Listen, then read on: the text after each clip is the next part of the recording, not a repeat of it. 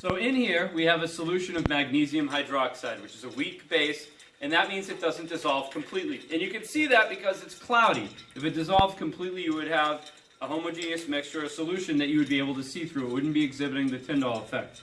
So what we're going to do is we're going to add some 6 molar hydrochloric acid to this. Oh, also, in here there's an acid-base indicator called universal indicator solution, which remains blue as a basic solution, and then it changes to pink if it's in an acidic solution. So I'm going to add some 6 molar hydrochloric acid. I'm not going to add all that much, just a couple drops even. And you'll see that the whole solution turns pink. And then it gradually works its way back: red, orange, yellow, green, blue. And if we waited long enough, we'd get to see violet, but I'm not going to do that for this video. So why did this happen? Alright, pause. So in this demonstration, we had magnesium hydroxide dissolved and we added hydrochloric acid. The color changed from all the way to pink, which represents an acidic solution, because I neutralized all of the hydroxide ions that were present in this. Now, the solution was initially basic because it was a solution of magnesium hydroxide, which is a weak base, which means it partially dissociates into magnesium and hydroxide ions. Now, when we're talking about something dissolving, we're going to represent the extent to which it dissolves as Ksp.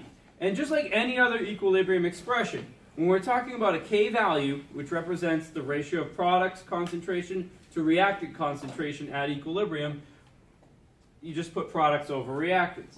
And in this case, the products are magnesium ion, which is aqueous, hydroxide ion, which is aqueous, and we don't have to include the initial, the reactant, because it's in the solid phase. And you can actually see that here, is that it doesn't matter how much of it I actually have, because, well, what's solid is going to remain undissolved. So we leave it out of the expression. One thing I want to point out is that because stoichiometrically you get 2 hydroxides for every magnesium hydroxide, we have to square this value. You always end up putting the coefficient of whatever we're talking about as an exponent in the K expression. So for magnesium hydroxide, this is our value. So we want to figure out, we had a 1 liter solution of it that was saturated. Nope, obviously you have undissolved solute at the bottom. So I want to figure out the hydroxide ion concentration, the pOH, and the pH of that solution, and then we'll later figure out how much acid it takes to actually react with that and neutralize it all so that the solution goes from the purple color to the acidic color that you saw.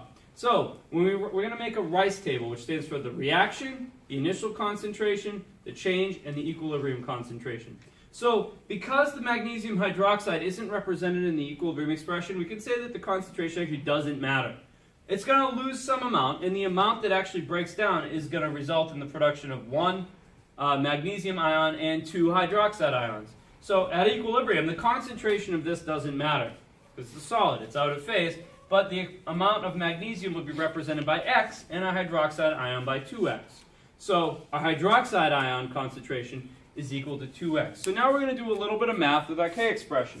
You have the Ksp equal to magnesium times the hydroxide ion squared equals that. So what we're going to do is plug in what we're representing each as. So magnesium is X, hydroxide is 2X. So we square this and we multiply it by the X, and we get a value of 4X cubed is equal to that value. Solving for X, we see that we get 1.7 times 10 to the negative 4th. And when we're solving for the hydroxide ion concentration, it's going to be 2 times that, because we're representing hydroxide as 2X. So that is our hydroxide ion concentration. Given that the pOH is the negative log of that value, we get a 3.5 for our pOH. And since the pH and the pOH have to add up to 14, that gives us a pH of 10.5, as indicated by the fact that the universal indicator turned a nice blue to purple color, representing it being basic. So I asked you also, how many mils of the 6 molar hydrochloric acid are needed to neutralize it? Well, since we have a liter of the hydroxide ion solution, because that's really what it is at that point, and we know that the hydroxide ion concentration is this, we can figure out how many moles of it we have. And we know that we need 1 mole of hydrochloric acid to react with 1 mole of hydroxide ion. And we know that the hydrochloric acid solution has a molarity of 6, so it's 6 moles of it per liter. That tells me that I need 5.6 times 10 to the negative 5th liters, or 0.056 milliliters to neutralize it. And that's why it only took a singular drop to make the pH go from being all the way over 10 to very acidic. But then what happens is that we've now consumed all the hydroxide ion in the solution. So now we've disturbed this equilibrium value. We've dropped this to almost 0. So we're not at this value anymore, so it has to reestablish its equilibrium. So what we're going to do is represent our concentration of our stuff involved in the expression at any given time as a value of Q. Since we dropped the hydroxide ion concentration, our Q value is going to be much less than our K value. And when that happens, it's going to shift the reaction forward, meaning that more of the magnesium hydroxide is going to have to dissolve. And you can see that that happened because more of that solid started dissolving, and it actually, gobbled up any excess hydrochloric acid, and it kept dissolving until it reached this equilibrium value.